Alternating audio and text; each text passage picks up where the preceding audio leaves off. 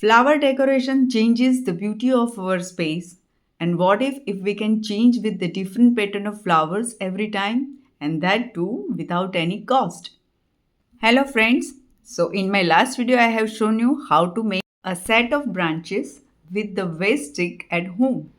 In today's video we are going to use this branch set with this, not with this, but the foam that you get with your clothes.